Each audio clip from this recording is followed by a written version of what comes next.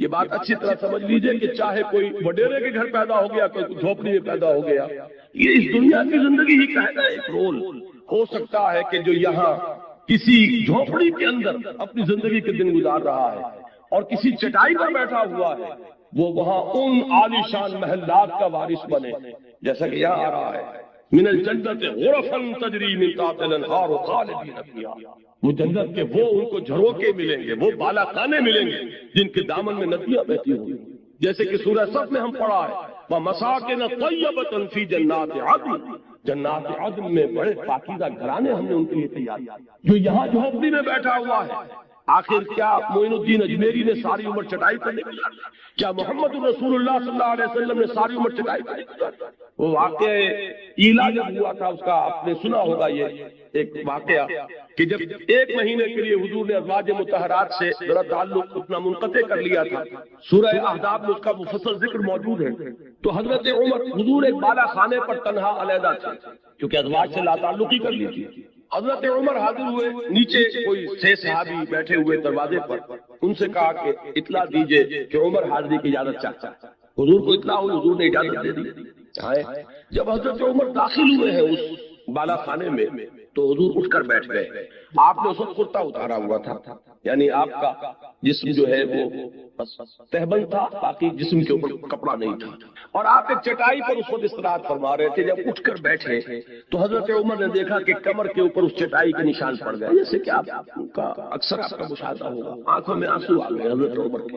حضور نے پوچھا عمر کیوں رو رہے ہو؟ انہوں نے عرض کیا کہ حضور کیسر و کسریٰ کے لیے دنیا میں کیا کیا ساز و سامان، کیا ناز و نعم، کیا ان کے لیے آسائشیں ہیں، اور آپ کے لیے یہ چٹائی، یہ کھری چٹائی، اور اس کی جس کی بدیاں پڑ گئی ہیں آپ کی قبر پر۔ تو حضور نے فرمایا کہ عمر کیا تم اس پر راضی نہیں ہو کہ یہ سب کچھ اپنا دنیا میں لے جائے اور اللہ تعالیٰ ہمیں آخرت میں عطا فرمائے؟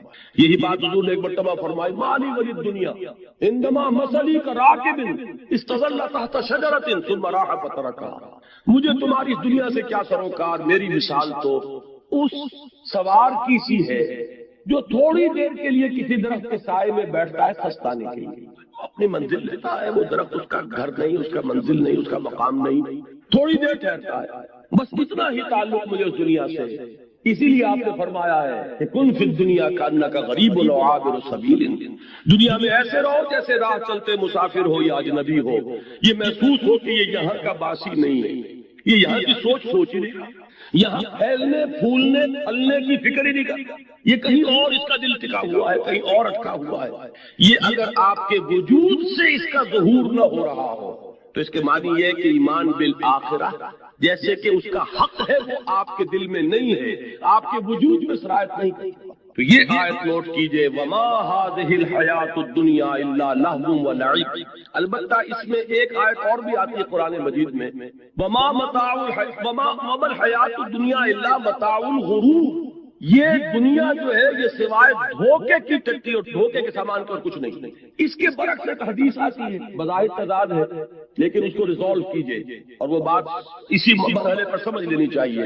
حضور نے فرمایا اب دنیا مزرعۃ الآخرہ، دنیا آخرت کی کھیتی ہے، یہاں بو گے تو وہاں کاٹو گے، اس کا مطلب یہ دنیا کی بڑی اہمیت ہے۔ یہاں قرآن کہہ رہا ہے کہ دنیا سوائے دھوکے کے سامان کو اور کچھ نہیں۔ ان دونوں کو کیسے ریکنسائل کریں گے؟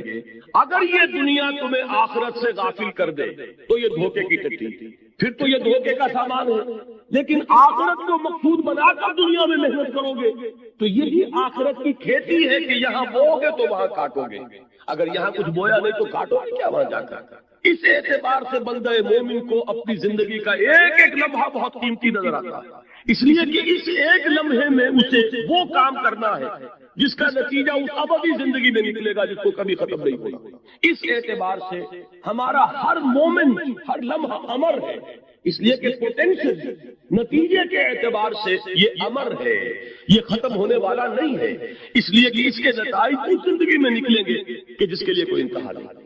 لہذا اس اعتبار سے دیکھیے تو دنیا کا ایک ایک لمحہ نہایت قیمتی اس اعتبار سے دیکھیے کہ اگر دنیا میں مشغول ہو کر آخرت کو بھول گئے یا دنیا تمہارا مطلوب و مقصود بن گئی تو پھر یہ دھوکے کی ٹٹی کے سوا وما الحیات الدنیا الا متاع الغرور، ان دونوں چیزوں کو ذہن میں رکھیے۔ فرمایا وما هذه الحیات الدنیا الا لهو ولعب وان الدار الاخرة لهي الحیوان لو كانوا يعلمون، اور اصل زندگی تو آخرت کی زندگی ہے، کاش کہ انہیں معلوم ہوتا۔ اب آئیے اوپر والی آیات، اس میں خاص طور پر ہجرت کا حکم دیا جا رہا ہے، اور بلکہ حکم نہ کہیے ہجرت کا اشارہ کیا جا رہا، رہنمائی دی جا رہی ہے۔ یہ ہجرت جو ہے جس کا یہاں ذکر ہو رہا ہے یہ ہجرت حبشہ ہے۔ یہ حضور کی سیرت کا جو مکی دور ہے اس کا یہ ابتدائی مرحلہ پھر سمجھ لیجئے۔ آپ نے 3 سال دعوت دی، جو کہ خفیہ دعوت تو نہیں تھی، کوئی انڈر گراؤنڈ موومنٹ نہیں تھی، لیکن یہ کہ برملا اعلان کے ساتھ بھی نہیں تھی، from person to person, personal contact سے دعوت بڑھ رہی ہے۔ تیسرے سال میں وہ آیت نازل ہوئی کہ فاصدع بما تؤمر، اب ڈنکے کی چوٹ پہ ہو اے محمد جس کا کہ تمہیں حکم ہوا ہے۔ تو آپ نے پہلی مرتبہ کوہ صفا پر کھڑے ہو کر آپ نے واہ صبا ہا کا نعرہ لگایا، لوگوں کو جمع کیا اور پھر اپنی دعوت پیش کی۔ پہلے 3 سال اور یہ چوتھا سال، اس میں حضور کے خلاف صرف زبانی اقدام ہوا، پاگل کہہ دیا کسی نے، مجنون کہہ دیا کسی نے، کچھ کہہ دیا، لیکن چوتھے سال میں آ کر بات شروع ہو گئی فزیکل پرسیکیوشن، ستاؤ انہیں، مارو انہیں، بھوکا رکھو انہیں، گھروں میں بند کر دو انہیں۔ جو نوجوان تھے انہیں گھروں میں بند کر دیا گیا۔ حضرت عثمان رضی اللہ تعالیٰ عنہ کو ان کے چچا نے چٹائی کے اندر لپیٹ کر اور دھواں دے دیا کہ دم نکلنے لگا گھٹن کی وجہ سے۔ کسی کو گھر سے نکال دیا گیا، مادرزاد برہنہ مصعب بن عمیر رضی اللہ تعالیٰ عنہ، مادرزاد برہنہ گھر سے نکال دیا گیا۔ کسی کو جیسا کہ میں نے حضرت بلال کا نقشہ کھینچا اس طرح ستایا جا رہا ہے، کسی کو دہتے ہوئے انگاروں پر لٹایا جا رہا ہے۔ یہ چوتھا سال جو ہے پرسیکیوشن، اور 5ویں سال میں یہ اپنے نقطۂ عروج کو پہنچ گئے۔ اسی وقت یہ آیات نازل ہو رہی ہیں اور اسی وقت انہیں ایک رہنمائی دی گئی۔ وہ رہنمائی یہ ہے، اس لیے کہ 5ویں سال میں ہجرت حبشہ ہوئی ہے، وہ رہنمائی اس میں دی جا رہی ہے۔ یا عبادی الذین آمنوا ان ارضی واسعۃ فایای فاعبدون، اے میرے بندو میری زمین بہت کشادہ ہے۔ ذرا اندازہ کیجیے کتنے لطیف پیرائے میں بات کہی جا رہی ہے۔ یہ نہیں کہا کہ ہجرت کا لفظ یہاں کہیں نہیں آیا، میری زمین بہت کشادہ ہے، بس صرف میری بندگی کرو۔ یہ بس صرف میری بندگی کرو کا مفہوم کیا ہے یہ تو انشاءاللہ کل تفصیل سے بیان ہوگا۔ عقیدہ توحید کے عملی تقاضے پر جب یہیں پر اسی مقام پر مجھے تقریر کرنی اور اقامت دین کی جدوجہد کیا ہے یہ ساری چیزیں کل آئیں گی، لیکن اس وقت صرف یہ نوٹ کیجئے کہ یہاں کہنے کا مطلب کیا ہے کہ اگر کسی ایک مقام پر رہ کر تم میری بندگی نہ کر سکو تو تم اس مقام سے، اس ملک سے، اس جگہ سے بندھے ہوئے نہیں ہو، اور میری زمین تنگ نہیں۔ جہاں بھی تم جا کر جہاں میری بندگی کر سکو، میری اطاعت کر سکو، میرے احکام پر چل سکو، اس ملک کی طرف ہجرت کر جاؤ، اس سرزمین کو چھوڑو اور چلے جاؤ کسی ایسی جگہ پر۔ اور یہ ہے کہ میری زمین کشادہ ہے، اگر تم زمین سے بندھے نہ رہو گے تو انشاءاللہ تعالیٰ تم پاؤ گے کہ تنگی نہیں۔ اس میں لطیف پیرائے میں اشارہ کر دیا گیا۔ حضرت علی رضی اللہ تعالیٰ عنہ کے اشعار ہیں بڑے پیارے اسی موضوع پر۔ قل للقاعدین علی ہوان اذا ضاقت بکم ارض فصیح بلاد اللہ واسعۃ فضاؤ وارض اللہ ورزق اللہ فی الدنیا فصیح فقل للقاعدین علی ہوان اذا ضاقت بکم ارض فصیح۔ اللہ تعالیٰ کی زمین بڑی کشادہ ہے اور اللہ کی زمین میں اس کا رزق بہت پھیلا ہوا ہے، تو جو لوگ ذلت کے باوجود کسی مقام پر ٹکے ہوئے ہوں ان کو یہ میرا پیغام پہنچا دو کہ اس زمین کو چھوڑو اور کہیں اور چلے جاؤ جہاں عزت کی روزی تمہیں مل سکتی۔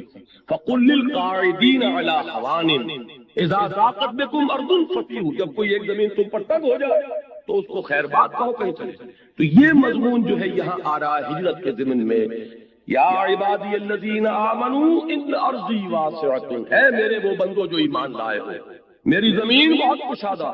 اب دیکھیے یہاں نوٹ کیجئے، جب حضرت ابو بکر بھی حضرت ہجرت حبشہ کے لیے نکلے تھے مکے سے، حضرت عثمان تو گئے ہیں، حضور کی صاحب دادی ان کے نکاح میں تھی اور میاں بیوی دونوں نے اللہ کی راہ میں جب ہجرت کی تو حضور نے فرمایا یہ پہلا جوڑا ہے جو اللہ کی راہ میں ہجرت کر رہا ہے حضرت لوط کے بعد۔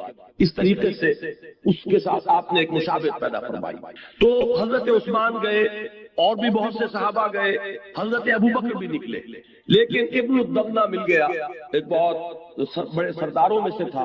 کہاں چلے ابو بکر کہ میں اب حبشہ جا رہا ہوں، کیوں کہ یہاں مکے والے مجھے خدائے واحد کی پرستش نہیں کرنے دیتے، میرے راہ میں رکاوٹ ڈال رہے ہیں۔ میں ایک اللہ کو پوجنا چاہتا ہوں، ایک اللہ کی بندگی کرنا چاہتا ہوں، لیکن یہ کہ وہ میرے راستے میں رکاوٹ ڈال رہے ہیں، مجھے ستا رہے ہیں۔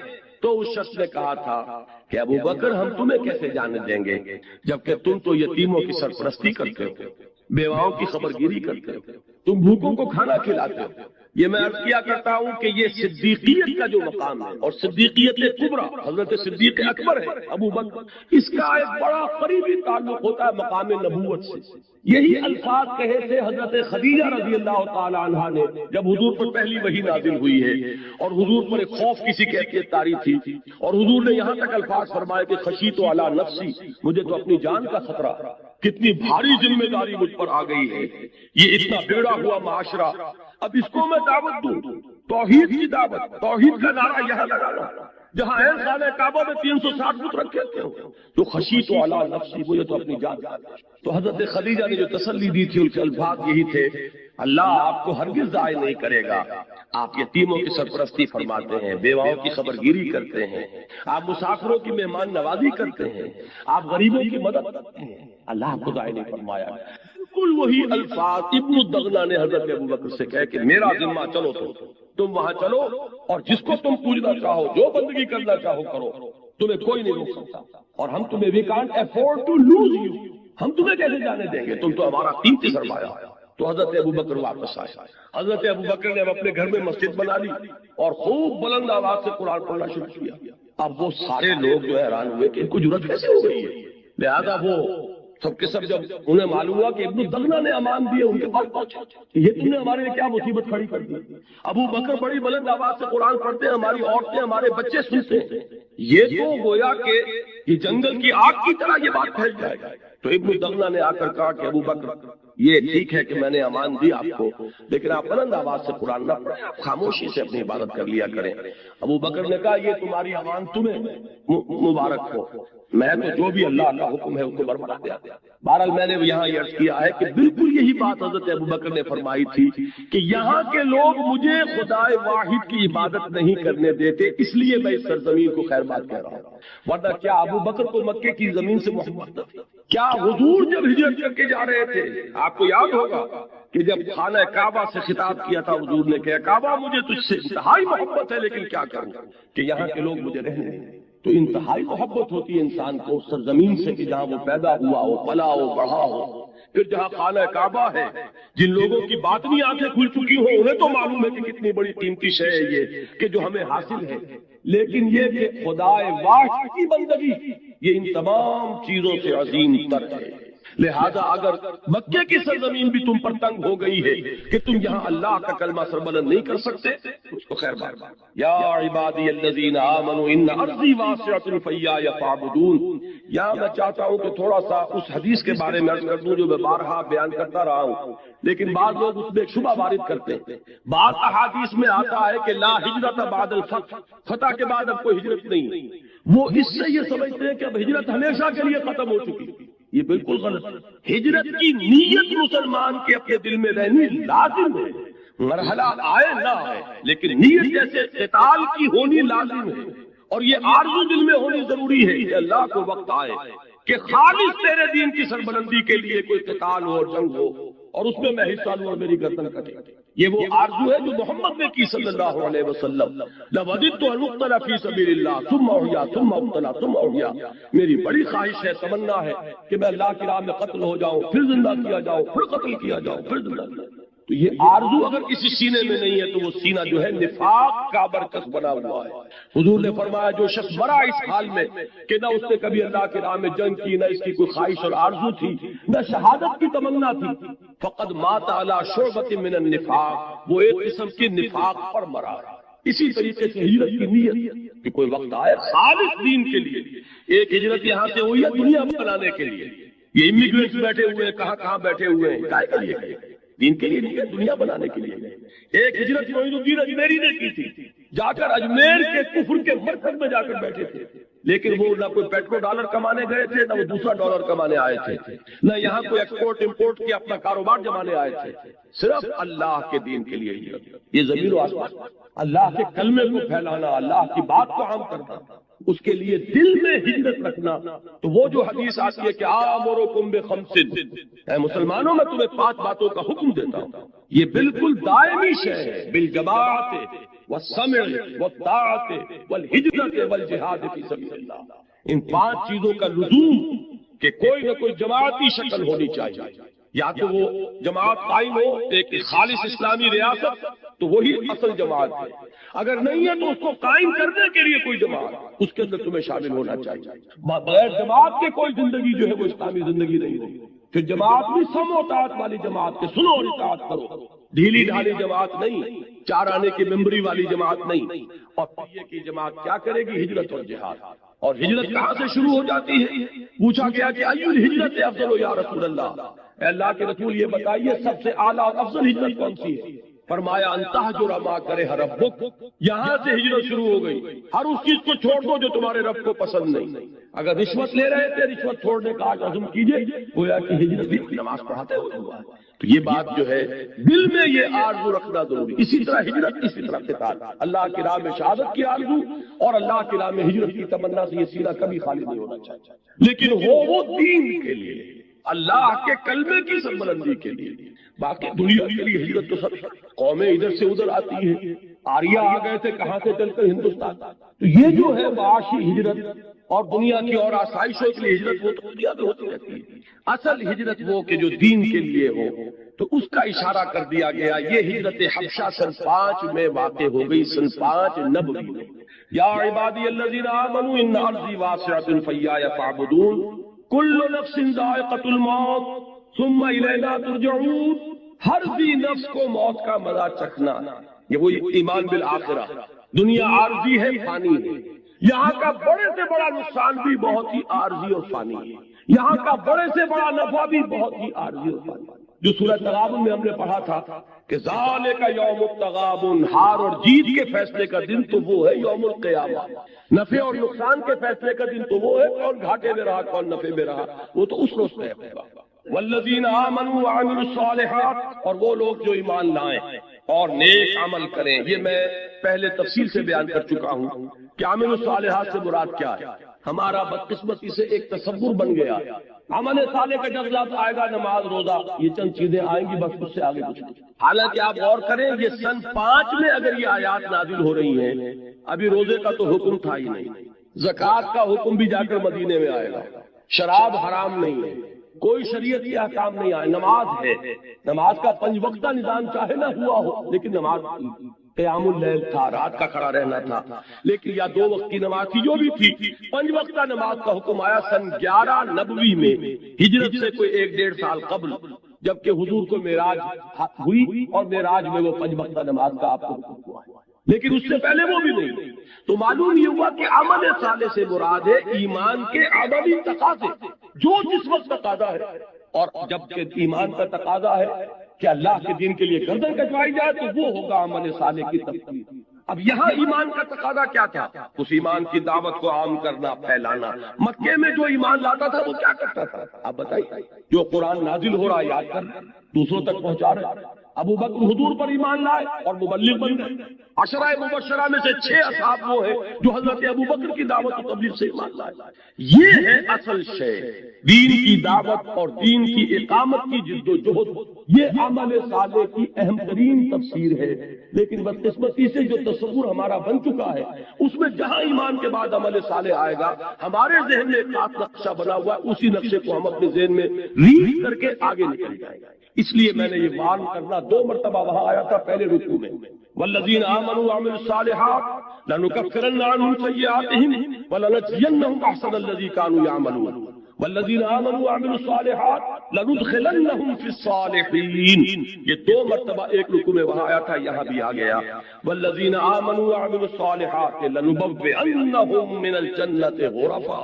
ہم لازماً انہیں ٹھکانہ دیں گے، انہیں جگہ دیں گے، انہیں آباد کریں گے جنت کے بالا خانوں میں، تجری من تحتها الانہار، جن کے دامن میں ندیاں بہتی ہوں گی۔ نعم اجر خالدین فیہا، وہ اس میں رہیں گے ہمیشہ ہمیش۔ نعم اجر العاملین، بہت ہی عمدہ ہوگا عمل کرنے والوں کا اجر، بہت ہی اعلیٰ اجر و ثواب ہے جو ملے گا عمل کرنے والوں کو۔ اب یہ پھر وہی بات آ گئی ایمان بالآخرہ، آخرت کا یقین، جنت کا یقین۔ اگر یہ ہے تو بڑی سے بڑی قربانی ہلکی نظر آئے، جان دے دینے کے بارے میں واقعتاً وہ بات صحیح ہوگی کہ جان دی ہوئی اسی کی تھی۔ اب تو یہ ہے کہ حق ادا نہ ہو، بجائے اس کے کہ آدمی اپنا کوئی کمال سمجھے، یہ سمجھے کہ یہ جان تو اس نے دی تھی، اور اس نے جو کچھ دیا ہے اس جان پر مزید جو نعمتیں کی ان کا حق ہم نے کون سا ادا کیا؟ جان دے کر تو صرف ایک جان ہی کا حق ادا ہوا، اس نے اور جو ہمیں صلاحیتیں عطا فرمائی، جو ذہانت عطا فرمائی، جو قوت گویائی عطا فرمائی، یہ ساری چیزیں جو دی گئی ہیں ان کا بھی تو حساب ہوگا کہ نہیں ہوگا؟ تو جان دینا تو صرف اللہ کے عطیہ جان کا بدلہ تو ہو سکتا ہے، باقی نعمتوں کا حق کہاں ادا ہوگا؟ وہ تو ابھی ہمیں سوچنا پڑے گا کہ ہم نے کیا کیا، اس زبان کو کس مطلب میں استعمال کیا ہے، ذہانت کس کام میں لگائی ہے، اپنی اگر طلاقت لسانی اللہ نے عطا فرمائی تو کس کام میں لگائی، اگر اللہ تعالیٰ نے کوئی کام کرنے کی صلاحیت دی، قوت دی، وہ کس کام میں گوائی؟ جیسا کہ وہ حدیث میں آتا ہے لن تزول قدم ابن آدم، ابن آدم کے قدم ہل نہ سکیں گے اللہ کی بارگاہ سے جبکہ وہ کھڑا ہوگا عدالت اخروی میں، حتی یسأل عن خمس، یہاں تک کہ 5 چیزوں کا اس سے حساب لے لیا جائے۔ عن عمرہ فیما اپنا، یہ جو ہم نے عمر دی 80 برس 70 برس کہاں فنا کی، وعن شباب ہی فیما ابلا، خاص طور پر شباب، جوانی کا دور، امنگوں کا دور، ولولوں کا دور، توانائیوں کا دور، جبکہ جوش مار رہا ہوتا ہے اندر قوت کا خزانہ، یہ وقت کہاں گلایا؟ وعن مال ہی من اکتسبہ فیما انفقہ، حساب کا دو مال کا پائی کا کہ کہاں سے کمایا تھا، حرام سے کہ حلال سے، اور کہاں خرچ کیا، ادائے حقوق میں، انفاق فی سبیل اللہ میں، یا عیاشیوں میں اور گلچھروں میں اور علل میں اور اپنی دولت کے نمود و نمائش میں۔ اور آخری 5واں سوال کیا ہوگا؟ وَأَمَّا عَمِلَ فِيمَا عَلِمَ، جو علم حاصل ہوا اس نے عمل کتنا کیا؟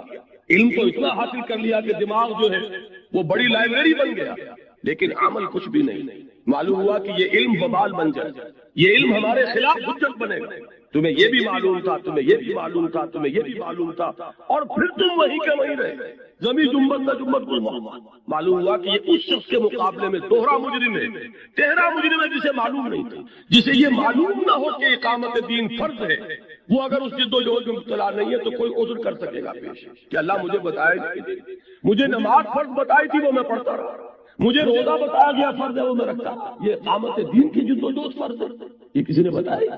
لیکن جسے معلوم ہو گیا، جس کے دل نے گواہی دے دی، جس کو انشراح صدر حاصل ہو گیا کہ اقامت دین کی جد و جہد فرض ہے، اب اگر وہ اس میں مبتلا نہیں ہوتا وہ اس کے مقابلے میں دوہرا تیرا مجرم ہو جائے گا اللہ کے۔ تو نوٹ کیجئے، یہ ہے وہ دن، نعم اجر العاملین، جنہوں نے یہاں محنتیں کی۔ اب عامل کے لفظ کو سمجھ لیجئے، فعل اور عمل میں یہ فرق ہے، یہ میں نے اپنا جو کتاب کا ابتدائی سورۃ العصر پر اس میں بھی بحث کی ہے۔ فعل کسی بھی کام کو کہہ دیں گے جو مجھ سے ہو رہا ہے، چاہے ارادی ہو رہا ہے یا غیر ارادی ہو رہا ہے، چاہے اس سے کوئی مشقت آئی یا نہیں آئی، لیکن عمل کا لفظ آتا ہے ارادی محنت جس میں مشقت بھی آئے، جس میں انسان پر تکان طاری ہو جائے۔ وجوہ یومئذ، آپ وہ جو آتا ہے حل اتاک حدیث الغاشیہ، وجوہ یومئذ خاشعۃ عاملۃ ناصبہ، بہت سے چہرے ہوں گے تھکے ہوئے جیسے کہ بڑی مشقت کر کے آئے، اور کچھ چہرے ہوں گے اس کو تر و تازہ، وہ وجوہ یومئذ ناظرۃ، وہ چہرے جو ہیں دمک رہے ہوں گے۔ تو اسی طرح ناعمۃ لسعیھا راضیہ، تو یہاں نوٹ کیجئے نعم اجر العاملین، جنہوں نے یہاں محنتیں کی ہیں، مشقتیں کی ہیں، اللہ کے دین کے لیے قربانیاں دی ہیں، ایثار کیا ہے، روکھی سوکھی پر گزارا کیا ہے، حالانکہ وہ بھی زیادہ کما سکتے تھے، وہ اپنا سارا وقت ادھر لگاتے دنیا کی آسائشیں حاصل کر سکتے تھے، لیکن جب وقت کو ادھر ڈائیورٹ کیا، توانائیوں کو ادھر خرچ کیا، اپنی قوتوں کو ادھر انویسٹ کیا، تو ظاہر بات ہے دنیا تو سکڑے گئی۔ یہ دونوں چیزیں جو ہے دو اور چپڑی نہیں مل سکتی، اگر وہاں کا نفع مطلوب ہے یہاں کا نقصان جھیلنا پڑے گا، وہاں کی آسائشیں مطلوب ہے یہاں کی تکلیف گوارا کرنی پڑے گی۔ جب صحابہ کے ساتھ اللہ کا معاملہ یہ رہا ہے کہ اگر تم نے یہ سمجھا تھا کہ چھوٹ جاؤ گے ٹھنڈے ٹھنڈے جنت میں پہنچ جاؤ گے، ام حسبتم ان تدخلوا الجنہ ولما یاتکم مثل الذین خلوا من قبلکم مستهم البأساء والضراء وزلزلوا حتى يقول الرسول والذین آمنوا معه متى نصر اللہ الا ان نصر اللہ قریب۔ جب صحابہ سے اللہ یہ فرما رہا ہے تو میرے اور آپ کا معاملہ کیا ہے؟ ہم کہاں سے مستثنا ہو جائیں گے؟ تو فرمایا کہ ہم ان عمل کرنے والوں کو، مشقتیں کرنے والوں کو، دین کے لیے قربانیاں جھیلنے والوں کو بہت اعلیٰ اجر عطا فرمائیں گے۔ الذین صبروا، یہ لفظ یہاں جو آیا ہے، واقعہ یہ ہے کہ میرے پاس الفاظ نہیں ہے کہ اس فصاحت اور بلاغت کے بارے میں جو میرا نفس قائم ہوتا ہے دل پر اس کا کچھ اظہار کر سکتا۔ اس صبر کے لفظ میں سب کو سمیٹ لیا۔ یہ صبر ہے بندہ مومن کو جو کرنا پڑتا ہے۔ دنیا کی لذتیں ودن ریچ نظر آ رہی ہیں، ذرا محنت کروں تو یہ میں حاصل کر سکتا ہوں۔ صبر کرتا ہے کہ نہیں، مجھے اپنی محنت اور توانائی ادھر لگانی، ادھر سے مصیبت آ رہی ہے، نظر آ رہی ہے، بچنے کے لیے بھی نظر آ رہا ہے راستہ۔ ایک کلمہ کفر اگر کہہ دیتے حضرت یاسر اور حضرت سمیہ رضی اللہ تعالیٰ عنہما جان بچ جاتی، لیکن نہیں، انہوں نے صبر کیا، جھیلا، جان دے دی، کلمہ کفر زبان سے نکالنا گوارا نہیں کیا۔ حالانکہ یہ جان لیجیے دین میں حرام نہیں ہے، جان بچانے کے لیے کلمہ کفر کہہ دینا حرام نہیں ہے۔ اس کے قرآن مجید میں صراحت کے ساتھ اجازت ہے کہ دل میں اگر کفر کا اثر نہ آئے تو زبان سے کلمہ کفر کہہ کر جان بچا لی جائے تو اس کی اجازت ہے، لیکن یہ رخصت کہلائے گی، عزیمت نہیں کہلائے گی۔ عزیمت یہ کہلائے گی کہ گردن کٹ جائے، لیکن زبان سے کوئی کلمہ جو ہے حق کے خلاف نہیں نکالتا۔ اب یہ چیزیں جو ہے یہ سب صبر تو ہے، صبر علی الطاعہ، صبر عن المعصیہ، صبر علی المصیبہ، یہ سارے کے سارے جو ہے صبر ہے۔ صبح کا وقت ہے، نیند آ رہی ہے، ٹھنڈی ہوا چل رہی ہے، نماز کا وقت ہے، ادھر سے اللہ کی پکار ہے، ادھر سے نفس جو ہے استراحت کا طالب ہے۔ اگر وہ صبر کا مادہ نہیں ہے تو کیسے اٹھے؟ سردی کا موسم ہے، معلوم ہے کہ پانی بھی گرم کا کوئی اہتمام نہیں ہے، لیکن یہ صبر نہیں ہے تو کیسے اٹھے گا وضو کرنے کے لیے، نماز پڑھنے کے لیے؟ اسی طرح کوئی شخص رشوت پیش کر رہا ہے، کوئی اور انلیگل گریٹیفیکیشن، کوئی نظر آ رہا ہے کہ ہاتھ پڑ رہا ہے میرا اس وقت، اور اس وقت جو ہے شیطان کیا کچھ نہیں پڑتی پڑھاتا، میاں سب کے سب کرتے ہیں، پاگل ہو گئے، تمہارا دماغ خراب ہو گیا ہے، فلاں حاجی صاحب یہ کام نہیں، اور فلاں صاحب جو ہے وہ یہ نہیں کرتے، اور تمہارے اوپر سارا جو تقویٰ کا ہے آ گیا ہے، اور یہ بیوی کی یہ فرمائش اتنے عرصے سے رکی پڑی ہے، اور بچوں کا داخلے کی فیس جو ہے وہ نہیں ہے۔ اس وقت نفس اپنا پورا زور لگاتا ہے، شیطان پورا زور لگاتا ہے۔ اس وقت بندہ مومن کو روکنے والی چیز یہی صبر ہے، صبر عن المعصیہ، صبر علی الاطاعۃ، اطاعت پر صبر کرنا، معصیت سے صبر کرنا، امتحان پر صبر کرنا، ثابت قدم رہنا، ڈٹے رہنا، گردن کٹ جائے لیکن قدم پیچھے نہ ہٹے، یہ سب صبر ہے۔ تو یہاں دیکھیے اس پورے کردار کو ایک لفظ میں سمو دیا، الذین صبروا، وہ لوگ کہ جنہوں نے صبر کی روش اختیار کی، وعلی ربہم یتوکلون، اور جو اپنے رب پر توکل کرتے تھے، سارا بھروسہ، سارا تکیہ، سارا دار و مدار اللہ۔ اس میں وہ بھی ہے، اس صبر کا دیکھیے غور کیجئے گا کہ ایک بے صبری یہ بھی ہوتی ہے کہ جلدی سے کچھ ہو جائے، مجھے نتیجہ نکلنا چاہیے، اگر سیدھی انگلیوں سے گھی نہیں نکلنا تو ٹیڑھی انگلیوں سے نکالنا، یہ بھی بے صبری۔ صبر کرو اور سہج اور صحیح طریقے پر دعوت کے کام کو آگے بڑھاؤ۔ کہیں صرف یہ آدمی جو ہے کسی طرح یہ راضی ہو جائے تو چلو کچھ لے دے کر معاملہ کر لو، کچھ تھوڑی سی کمپرومائز کا ایٹیچیوڈ اختیار کر لو، یہ کوئی نہ مانے تمہیں حق کہنا ہے اور حق ہی کہنا ہے، اس میں باطل کی کوئی آمیزش نہیں آنی چاہیے۔ کیوں کہا گیا حضور سے یہ لن ترضی عنک الیہود ولا النصارى حتی تتبع ملتہم، اے نبی یہ یہودی اور یہ نصارہ یہ آپ سے ہرگز راضی نہیں ہوں گے یہاں تک کہ آپ خود ان کی پیروی کریں۔ یہ تو نظر بھی کہا جاتا ہے، اس لیے شیعوں کے دارالعلوم جو ہوتے ہیں، دارالعلوم المنتظر، وہ اس لیے کہ ان کا انتظار کیا جا رہا ہے۔ تو یہ ہے اب وہ ان کا خیال ہے کہ آخری دور میں، آخری زمانے میں وہ ظاہر ہو جائے گا، غار سے نکل آئے گا۔ دیکھیے میں اس عقیدے کو اس بنا پر رد نہیں کرتا کہ یہ ناممکن ہے کہ کیسے کوئی شخص جو ہے 1200 برس تک کسی غار کے اندر زندہ رہ سکتا ہے۔ نہیں، میں سمجھتا ہوں ممکن ہے۔ 300 برس تک اصحاب کہف رہے کہ نہیں رہے، سوئے رہے، 300 ایئرس مانتے ہیں۔ حضرت عیسیٰ اسی حیات عرضی کے ساتھ 2000 سال سے موجود ہیں آسمان پہ کہ نہیں۔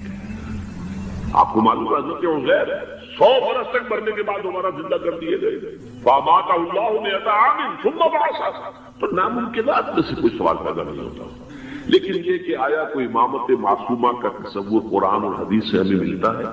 پھر یہ کیا یہ موروثی امامت کہ حضرت علی کی نسل جو حضرت فاطمہ سے چلی ہے اسی میں یہ امامت ہوگی، اس کے لیے ہمارے پاس کوئی دلیل نہیں ہے، ہم اس کو تسلیم نہیں کرتے۔ ہم تو سمجھتے ہیں کہ معصومیت ختم ہو گئی محمد رسول اللہ صلی اللہ علیہ وسلم پر، خاتم المعصومین ہے محمد رسول اللہ، اب ان کے بعد تو اجتہاد ہے اور خلافت ہے، عام معاملات میں اجتہاد ہوگا، نظام خلافت میں ہوگا۔ تو ہمارے نزدیک جو میں جس مہدی کا نام لے رہا ہوں وہ مہدی ہے جو ایک مجدد ہوں گے، جیسے کہ مجددین کے نام میں نے آپ کو گنوائے ہیں، مجدد الفسانی ہو، شاہ ولی اللہ ہو، سید احمد بریلوی ہوں، شیخ الہند ہوں، ایک ہوں گے انسان جو پیدا ہوں گے انسانوں کی طرح عام طور پر اپنی عمر کو پختگی کو پہنچیں گے، پھر وہ سامنے آئیں گے منظر پر، پھر وہ کام کریں گے، قیادت کریں گے، عرب میں ان کا ظہور ہوگا۔ دوسری بات یہ نوٹ کر لیجیے حضرت مہدی کے بارے میں، ہمارے یہاں احادیث کے جو مجموعے ہیں وہ جو ٹاپ کے دو مجموعے ہیں ان میں کہیں حضرت مہدی کا ذکر نہیں۔ استخارہ ایک بہت اچھا کام ہے، وہ کیا ہے؟ استخارے کے معنی ہے خیر طلب کرنا، اور اس کی ایک دعا ہے جو اللہ تعالیٰ نے، اللہ کے رسول نے سکھائی ہے صحابہ کو، اور صحابہ یہ کہتے ہیں کہ ہمیں اس طرح یہ دعا اللہ کے رسول نے سکھائی جیسے قرآن سکھایا ہے، یعنی اتنی اہمیت کے ساتھ۔ اس کا مسئلہ کیا ہوتا ہے کہ آپ ایک کام کرنے چلے ہیں، ابھی آپ کا دل جو ہے وہ کچھ تذبذب میں ہے کہ یہ کام ٹھیک ہے یا نہیں ہے، اس کا نتیجہ اچھا ہوگا کہ نہیں ہوگا، یہ بیل منڈے چڑھے گی کہ نہیں چڑھے گی، تو اس کو آپ کا جو اندر کا جو تذبذب ہے اس کو ختم کرنے کے لیے دعا کی جاتی ہے کہ اے اللہ میں تیرے علم سے خیر چاہتا ہوں، اللہم انی استخیرک بعلمک واستقدرک بقدرتک، اور جو تیری قدرت ہے اسی سے میں چاہتا ہوں کہ مجھے بھی قدرت کچھ حاصل ہو جائے فیصلہ کرنے کی۔ تو اس کے بعد فرماتے ہیں فإنک تعلم ولا اعلم، تو جانتا ہے میں نہیں جانتا، وتقدر ولا اقدر، اور تجھے قدرت حاصل ہے مجھے نہیں حاصل۔ اب آیا اصل، اللہم ان کنت تعلم ان ھذا الامر خیر لی فی دینی ومعاشی وعاقبۃ امری، اے اللہ اگر تیرے علم میں یہ ہے کہ یہ کام میں اپنی بیٹی کا رشتہ فلاں سے کرنے چلا، اگر تیرے علم میں یہ ہے کہ یہ بہتر ہے میری آخرت اور دنیا کے اعتبار سے، نتائج کے اعتبار سے، فقدرہ لی، تو پھر اس کو طے کر دے میرے، ویسرہ لی، میرے لیے آسان کر دے، ثم ارضنی بہ، پھر مجھے اس پر راضی، وان کنت تعلم، اگر تو یہ جانتا ہو، تیرے علم میں یہ ہو، ان ھذا الامر شر لی فی دینی ومعاشی وعاقبۃ امری، کہ یہ کام تو میرے لیے شر ہے، اصل میں مجھے نظر تو نہیں آ رہا نا، میں تو شارٹ سائٹڈ ہوں، تو جانتا ہے کہ خیر ہے یا شر ہے، اگر یہ شر ہے تو اسے پھیر دے، دور کر دے، اپنی قدرت سے اس کو ہٹا دے، مجھے اس سے ہٹا دے، اسے مجھ سے ہٹا دے، وَاقْدُرْ لِيَ الْخَيْرَ حَيْثُ كَانَ، اور جہاں سے بھی ہو مجھے خیر عطا فرما، ثُمَّ أَرْضِنِي بِهِ، اور پھر اس پر مجھے راضی۔ یہ ہے دعائے استخارہ، اللہ تعالیٰ سے فیصلہ چاہنا۔ اس کے بعد اللہ تعالیٰ جو ہے انسان کے دل کو جما دیتا ہے کسی ایک کے اوپر۔ اب اس کی جو باقی ہمارے ہاں جو ہو گئی ہے شکل کہ کوئی خواب میں آئے، کوئی نشان نظر آئے، یہ کوئی استخارے کا حصہ نہیں ہے، یہ اس کے اندر اضافی چیزیں ہیں، لیکن یہ بھی ہو سکتا ہے کہ انسان رات کو جو ہے 2 نفل نماز پڑھے اور اس کے بعد یہ دعا استخارہ کر کے سو جائے، ہو سکتا ہے کوئی خواب کے اندر اسے کوئی اشارہ مل جائے، امکان ہے اس کا۔ یہ سارا کچھ کر رہا ہے تو اگر شیطان سے مقابلہ نہیں کر سکیں گے تو اللہ کی بندگی کر سکیں گے۔ تیسری چیز، معاشرہ بگڑا ہوا ہے، بگڑے ہوئے معاشرے کا ایک دباؤ ہے آپ پر، یہ بالکل ایسے جیسے ایک ہجوم ایک طرف جا رہا ہو تو ادھر جانا آسان اور مقابلے میں جانا بہت مشکل، زور لگانا پڑے گا۔ تو معاشرے کا رخ کچھ اور ہے، آپ کا رخ کچھ اور ہے، معاشرہ نہ خدا کو جانے نہ رسول کو جانے، آپ چاہتے ہیں اللہ اس کے رسول کے حکم پہ چلنا، کشمکش کرنی پڑے گی کہ نہیں؟ بہت پیارے ہیں وہ مصرے، زمانہ بات و نہ سازت تو با زمانہ ستیز،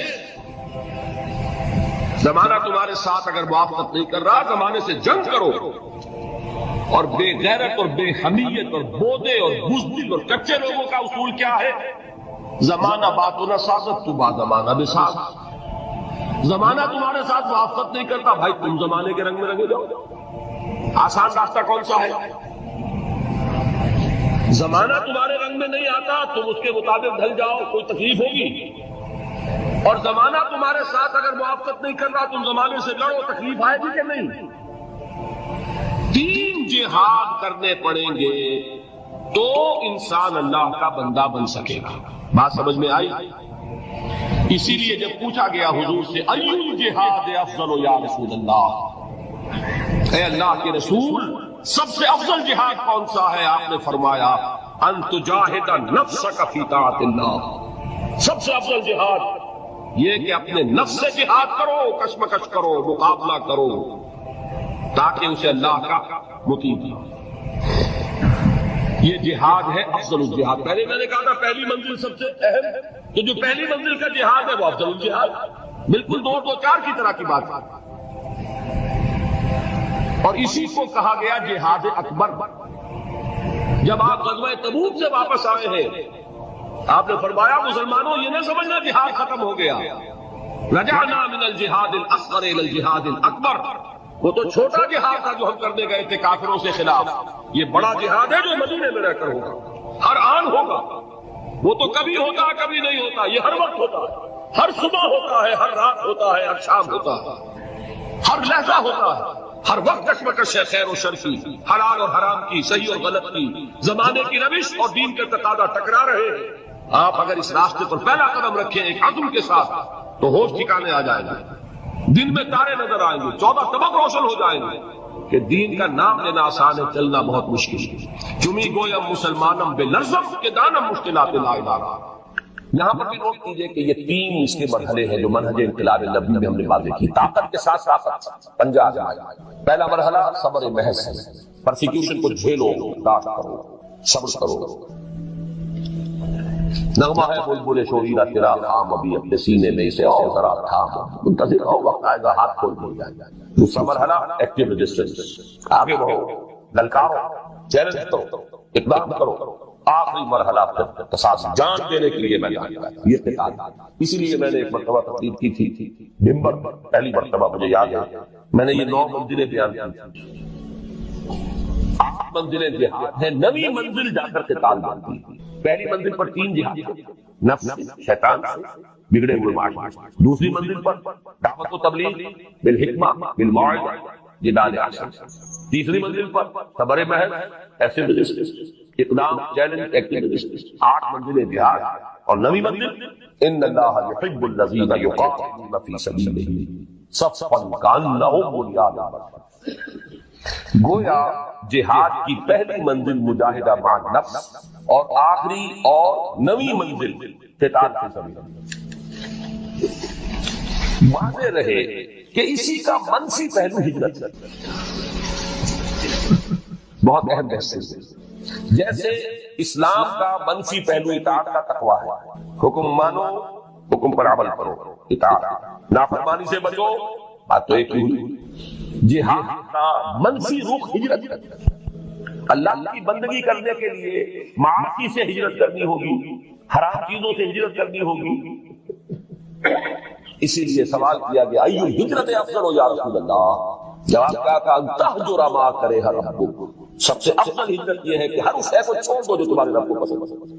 اس لیے تنظیم کے عہد نامے میں جب اللہ کے ساتھ معاہدہ ہے انی واحد اللہ، نمبر 1 اس بات کا معاہدہ ان احجر کل ما یکرہ، ہر اس شے کو چھوڑ دوں گا جس کو وہ پسند ہے۔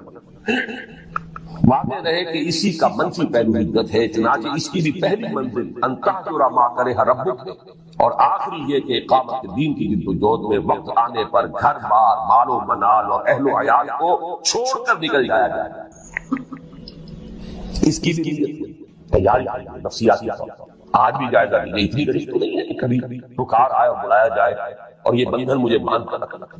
اگر ایسا ہے یہی تو خطرہ، پھر آگے جا کر جو ہفتے اعمال کرانا ہے ابھی چھٹی کرو، سب کچھ کرنا اور پھر ہفتے اعمال کرانا۔ آپ کو معلوم کہ انہوں نے ہجرت کی تھی، سورہ نساء سے کتنی اہم بحث ہے۔ تو ہجرت، لیکن یہ کہ پورے لیول غلط خیالات ان سے نکالو، غلط نظریات نکالو، ہجرت۔ غلط صحبت کو چھوڑو، ہجرت۔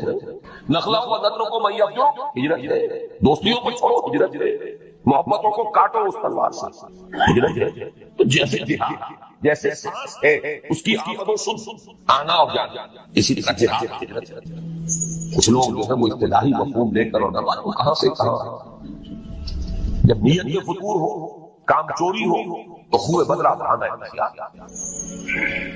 جہاد اور ہجرت لازم و مطلوب، ایک مثبت ایک منفی، کرنٹ چل ہی نہیں سکتا، ایک پازیٹو بات ایک نیگیٹو بات۔ جہاد کی پہلی دو منزلوں کے لیے اصل آلہ و ہتھیار قرآن مجید۔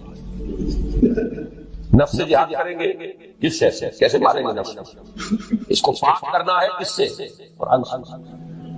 یا ایھا الناس قد جاءتکم موعظۃ من ربکم وشفاء لما فی الصدور۔ شیطان سے لڑو گے کس تلوار سے؟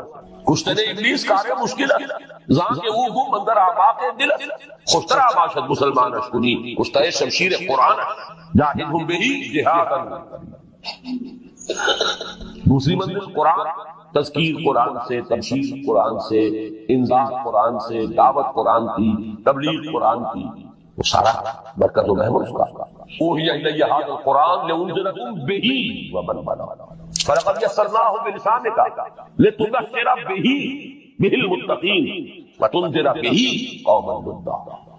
نفس کے خلاف جہاد کرنا ہے، فمن اللیل فتہجد بہ نافلۃ، دعوت کے لیے غلط نظریات کا انکار کرنا ہے قرآن کے ذریعے، ایمان کا اس بات کرنا ہے قرآن سے ہوگا۔ نور یہ ہے، اندھیاروں سے یہ کیا گیا لیخرجکم من الظلمات الى النور فآمنوا باللہ ورسولہ والنور الذی انزلنا وجاہدہم بہ جہادا کبیرا۔ مکی دور کا یہ شمشیر قرآن اتر کر ہرا سے سوئے قوم آیا اور ایک نسخہ کھڑا۔ جہاد کی پہلی دو منزلوں کے لیے اصل آلہ و ہتھیار قرآن مجید ہے، یعنی جہاد بالقرآن۔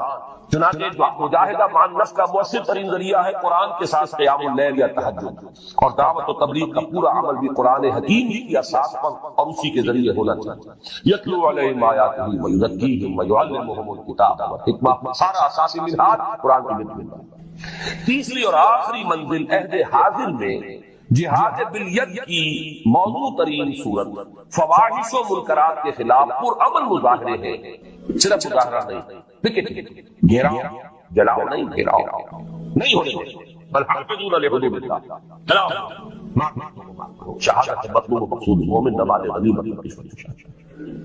یہ میرا کل کا موضوع ہے، لیکن یہ یہاں جہاد بالید اسی کو نہیں رہی منکر بالید کا من رأى منكم منكرا فليغيره بيده فإن لم يستطع فبلسانه فإن لم يستطع فبقلبه وذلك أضعف الإيمان ومن جاهدهم بيده فهو مؤمن ومن جاهدهم بلسانه فهو مؤمن ومن جاهدهم بقلبه فهو مؤمن وليس وراء ذلك من الإيمان حبة خردل۔ لیکن اس میں نوبت فقہائے کرام کی طے کردہ شرائط کے تحت قتال یعنی جہاد بالسیف تک بھی آ سکتا ہے۔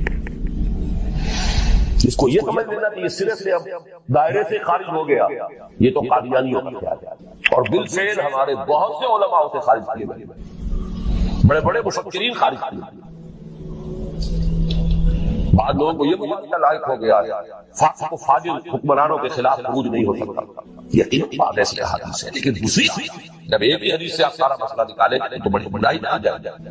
من قال لا الہ الا اللہ دخل الجنہ، یہاں کہ ایمان بالرسالت بھی ثابت نہیں ہوتا، اس نے کہا لا الہ الا اللہ جنت داخل ہے، لیکن آپ پورا مورچہ نہیں، ایمان بالرسالت لازم ہے، ایمان بالآخرت لازم ہے، ایمان بالقرآن لازم ہے، پھر اس کے عملی تقاضے لازم ہے۔ تو اس کو بھی اچھی طریقے سے سمجھ لیجیے، قتال اور فساق و فجار حکمرانوں کے خلاف طاقت کا استعمال، لیکن اس کی شرائط امام ابو حنیفہ جن کو میں سید الفقہاء سمجھتا ہوں، انہوں نے اس کے لیے نہیں منکر اگر زبان سے مؤثر نہیں ہو رہا تو فبالسیف تلوار، لیکن اس کے لیے طاقت اتنی بہم پہنچ چکی تھی، یہ نہیں کہ 4 آدمی اکٹھے کیے 4 کو مروا دیا، پھر آگے چلے پھر 10 اور اکٹھے کیے 10 کو مروا دیا، یہ ہنگامہ کیا، جماعت بنائیے، قوت جمع کیجیے، تربیت کیجیے، منظم کیجیے، محتسب تعداد اتنی کہ جو بھی آپ کے اندازے ہیں اس کے اعتبار سے، ویسے کچھ ہے کہیں سے آ جائے بورڈ فرام دی بلو، وہ بات دوسری ہے،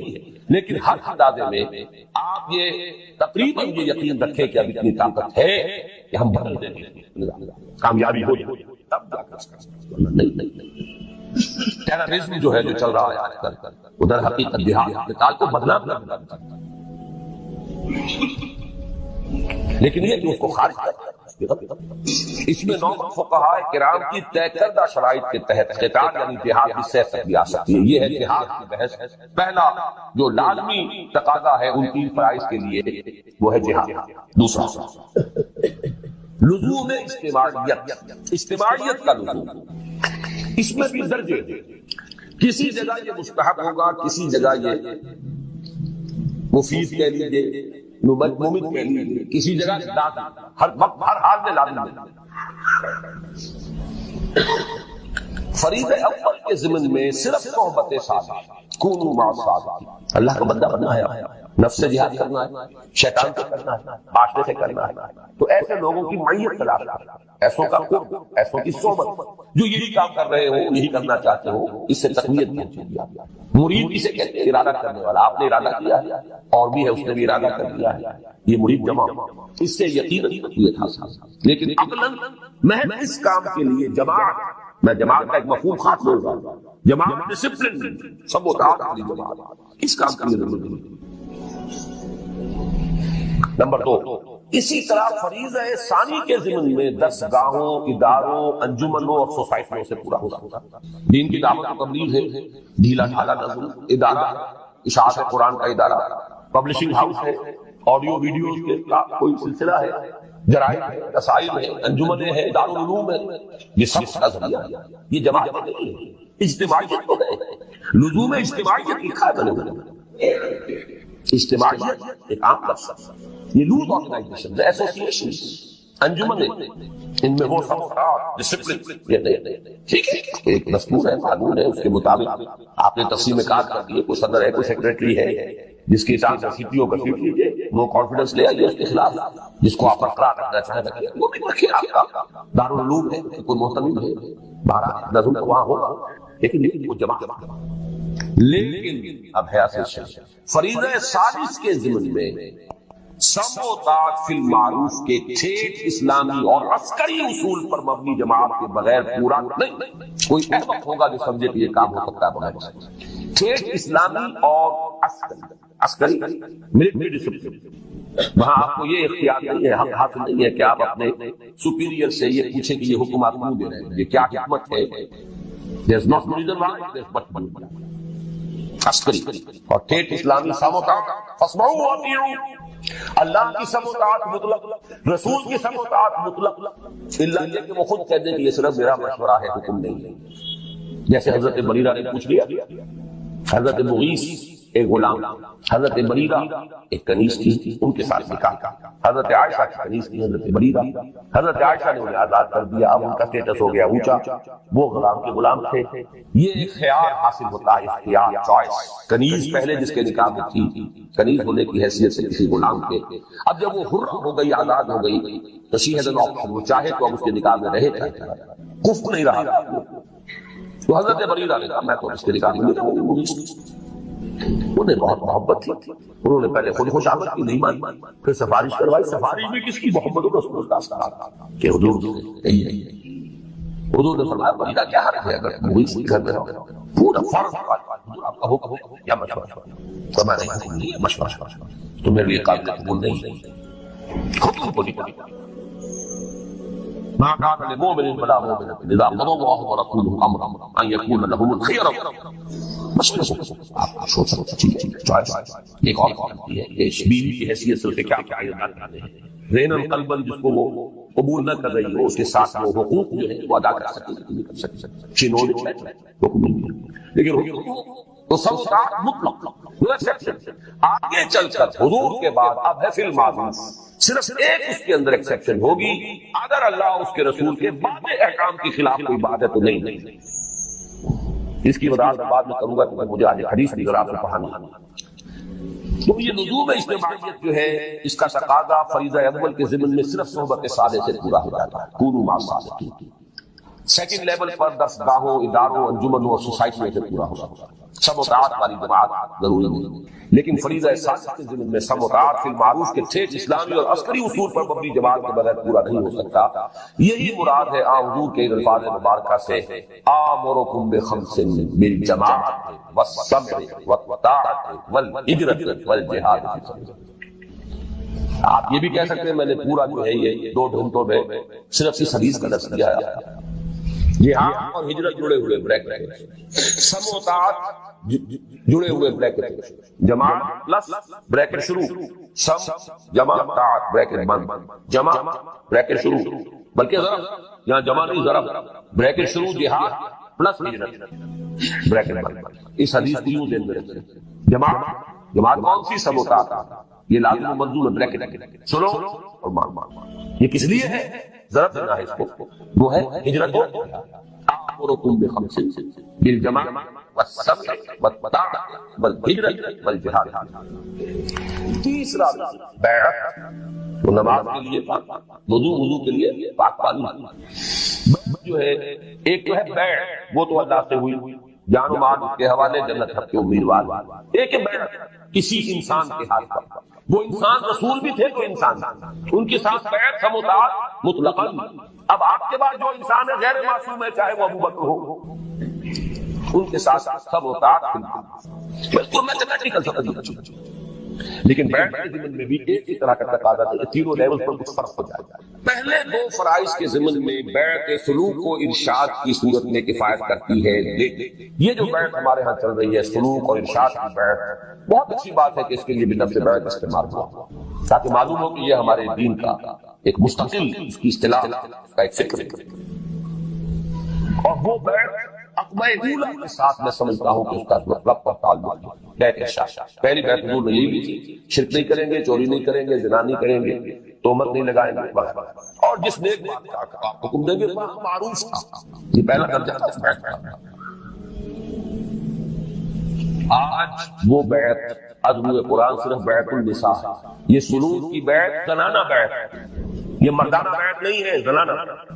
نوٹ کر لیجیے، قرآن حکیم نے وہی الفاظ دیے، حالانکہ سورہ ممتحنہ 6-7 میں نازل ہوئی، بیعت عقبہ اولیٰ سن 10 میں، سن 10 نبوی، ہجرت سے 1.5-2 سال قبل لی، ایک فصل ہے 8-9 برس، مجھے وہی الفاظ بیعت عقبہ اولیٰ کے تھے، وہی قرآن میں آئے، بیعت النساء، یہ زنانہ بیعت ہے، مردانہ بیعت نہیں ہے۔ مردانگی تو چاہیے، وہ میدان میں جب آنا ہے، مردانہ بیعت وہاں رہا، وہ فرض خواتین پر نہیں، زنانہ لیکن ہے بیعت۔ اس کے بعد ہمارے ہاں وہ جو اہل حدیث مسلک کے لوگ ہیں وہ اس کی نفی کر دیتے ہیں، کوئی بیعت اس کا کوئی اصول نہیں، کوئی اس کا ثبوت غلط کرتا ہے۔ بیعت عقبہ اولیٰ بیعت نہیں یہی ہے، بیعت النساء بیعت نہیں ہے، بیعت ارشاد ہے، وہ بھی صحیح ہے، لیکن وہ بیعت جو مردوں سے مطلوب ہے وہ کچھ اور۔ اگر یہ قطرہ خوداری، اگر مجھتے پڑے داری بے آبا من تو آمودن طریق شہباز گرام، مردانگی اس کے لیے بیعت جو ہے وہ ہے نمبر 3۔ فریضہ ثالث کے ضمن میں بیعت سموتات فی المعروف کی صورت لازمی و لابدی، اب میرے پاس اور الفاظ نہیں ہے، خبر تاکید کیسے کروں، لازمی ہے لابدی، کوئی اس سے رشتہ داری نہیں، لا تو کہیے کہ وہ فرض ہے ہی نہیں، ٹھیک ہے چھٹی ہو گئی، جس گاؤں جانا نہیں اس کا راستہ کائے کو پوچھو۔ اگر مانتے ہیں کہ وہ فرض ہے، بلند ترین منزل کے لیے جد و جہد، تو کوئی پاگل ہوگا، احمق ہوگا، ڈھیٹ ہوگا جو اس کے لزوم کا انکار ہے۔ فریضہ ثالث کے ضمن میں بیعت سموتات فی المعروف کی صورت لازمی و لابدی، اسی کی جانب اشارہ ہے مسلم شریف کی روایت عن عبداللہ بن عمر رضی اللہ تعالی عنہما، جس میں حضور صلی اللہ علیہ وسلم کے الفاظ مبارکہ وارد ہوئے ہیں کہ من مات ولیس فی عنقہ بیعۃ مات میتۃ جاہلیۃ، جو شخص مر اس حال میں کہ اس کی گردن میں بیعت کا قلادہ نہیں تھا، وہ جاہلیت کی موت مرا ہے، ایمان اسلام کی موت نہیں مرا۔ جو لوگ بیعت ارشاد کو سمجھ لیتے ہیں کہ یہ تقاضا پورا ہو رہا ہے، وہ اپنے آپ کو دھوکہ دے رہے ہیں۔ یہ دوسری بیعت کا استعمال۔ اس حدیث کے بارے میں میرے جو الفاظ تھے اوریجنل ان میں میں نے تھوڑا سا اضافہ کیا، اس پر اصل میں مجھے متنبہ کیا تھا مولانا سید حامد میاں رحمۃ اللہ علیہ نے، جو ہمارے مستشارین میں سے تھے، وہ چونک گئے اس کو دیکھ کر، اس کو لازم قرار دے رہے ہیں۔ یہ مفہوم تو ہمارے بزرگوں اور اخلاق میں سے کسی نے بیان نہیں کیا کہ اس معنی میں یہ بیعت ہے لازم۔ میں نے انہیں جواب دیا بڑی ٹیکنیکل ٹرمز میں، مولانا اسمت اللہ صاحب سمجھیں گے اس ٹیکنیکل ٹرمینالوجی۔ میں نے کہا مولانا پہلی بات تو یہ ہے کہ کسی شے کا عدم ذکر اس کے عدم وجود کو مستلزم نہیں، کسی شے کا ذکر نہ کیا جائے اس کا مطلب یہ نہیں کہ وہ ہے۔ یہاں کتنے لوگ ہیں، میں کچھ لوگوں کا ذکر کرتا ہوں تو اس سے باقی لوگ نفی کر دیا جائے۔ اگر اسلاف میں سے کچھ لوگوں نے اس کا ذکر نہیں کیا تو اس سے یہ لازم نہیں آتا کہ تھا ہی مثال۔ اور میں بہت ہی اللہ کا شکر ادا کرتا ہوں کہ میرے علم میں مثال کیونکہ میرے استاد تھے مولانا منتخب الافقاد بھی، انہوں نے بتایا کہ ان کے جو استاد تھے مولانا معین الدین اجمیری رحمۃ اللہ، ان کی جو لائبریری تھی اس کی ایک الماری ایسی تھی جس کی وہ چابی کسی کو بھی دیتے تھے کبھی کبھی، اس کی کتابیں جھاڑنی ہوتی تھی تو خود ایک مرتبہ کئی طبیعت ناساز تھی، اور یہ ان کے بہت چہیتے شاگرد تھے مجھے اور وہ رہتے تھے قبرستان میں جگہ بنائی ہوئی تھی وہاں، یہ بھی وہ کہتے تھے ہمارے سمجھ میں نہیں آتا تھا، ان کے بعد سے بنے گھر موجود ہیں اجمیر شہر کے اندر وہاں کی، اور پھر یہ کہ وہاں پہ کچھ لوگ آتے رہتے تھے ولایتی کہتے تھے پٹھان، اس وقت افغان پٹھان ولایتی آتے رہتے تھے۔ ایک دفعہ طبیعت ناساز تھی، انہوں نے فرمایا کہ تم ذرا میری الماری کے ساتھ ساتھ، تو میں نے دیکھا اس میں رجسٹر تھا جس میں ان لوگوں کے نام درج تھے جنہوں نے ان سے بیعت جہاد کی، اور یہ شاگرد چہیتے ترین شاگرد انہیں پتا نہیں، تو عدم ذکر عدم وجود کی مستلزم نہیں، سمجھ لیجیے بات، جس کی مثال ان کے علم میں آیا کہ کوئی بیعت جہاد دے رہے ہیں، لیکن یہ کیا بھی انہوں نے اس کو خفیہ رکھا۔ لیکن بہرحال نے یہ بعد میں ہمارے ایک رفیق ڈاکٹر تقی الدین صاحب نے بھی پھر کچھ اس پر گفتگو کی تھی، تو میں نے اس میں اپنی رائے میں ایک ترمیم کی۔ پہلی میری رائے یہ تھی کہ صرف دو ہی صورتیں ممکن ہیں، یا تو اسلامی نظام حکومت قائم ہے تو اس کے سربراہ سے بیعت سموطاعت بالمعروف ہوگی، نہیں ہے تو اس کو قائم کرنے کے لیے جماعت قائم کرنی ہوگی، اس کے سربراہ سے بیعت سموطاعت بالمعروف ہوگی۔ تیسری صورت ممکن ہے، تو جیسے میں نے اب استثناء قائم کیا ہے اس میں کہ علم اور عمل کے درمیان فصل بھی ہو سکتا ہے، ایک شخص مفلوج ہو سکتا ہے نفسیاتی اعتبار سے، اللہ جانتا ہے لا یکلف اللہ نفسا الا وسعها، وہ حساب سے قاعدہ کلی نہیں ٹوٹے گا، نارمل آدمی کے لیے وہی بات ہے کہ علم اور نظریہ اور فکر اور ادھر عمل اور رویہ اور کردار لازم و ملزوم۔ اسی طرح میں نے یہاں پہ لفظ لکھا ہے اس لیے کہ نارمل حالات کو دو ہی صورتیں ہیں، ایک لفظ کا اضافہ ہے نارمل، جیسے وہ نارمل انسان بمقابلہ مریض انسان، نارمل حالات بمقابلہ فتنہ شدید، یہ ابھی آگے آ جائے گا، اس لیے کہ نارمل حالات میں تو دو ہی صورتیں ممکن ہیں، نمبر ایک اگر کم سے کم شرائط و معیارات پر اترنے والا صحیح اسلامی نظام حکومت قائم ہے تو اس کے سربراہ سے بیعت سموطاعت بالمعروف۔ ایک انسان وہ ہے کہ جو بنیادی طور پر جذبات سے فیصلہ کرتا ہے، آپ اس کے جذبات کو اپیل کر لیجیے وہ آپ کی بات مان لے گا۔ ایک آدمی وہ ہے کہ جو پہلے بات کو سمجھنا چاہتا ہے کہ میری عقل کی اس بات کو تسلیم کرتی ہے کہ بس یہ جو شخص چاہتا ہے کہ پہلے سمجھوں پھر مان، وہ انٹلیکچوئل چاہے ان پڑھ، an absolutely illiterate person can be an intellectual and a PhD can be a جذباتی آدمی، PhD ایموشنل ہو سکتا ہے، PhD تو اس نے کی ہے